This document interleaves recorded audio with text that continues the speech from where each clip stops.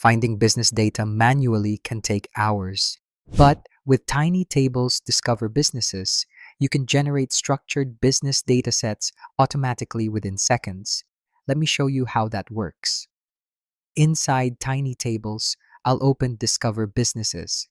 Here, we can search businesses based on business type, category, and location. For example, let's say I want to find automation agencies in New York under the marketing category. Then I'll define how many records I want and start the search. TinyTables now analyzes the request and starts generating matching business results automatically. Once the search is complete, you'll get a preview of the records before creating the table. You can see details like business name, address, website, ratings, contact information, and if the results look good, you can directly generate a tiny table from these records. Now, instead of manually researching businesses and organizing spreadsheets yourself, you already have a structured business database ready for lead generation, outreach campaigns, local directories, or market research.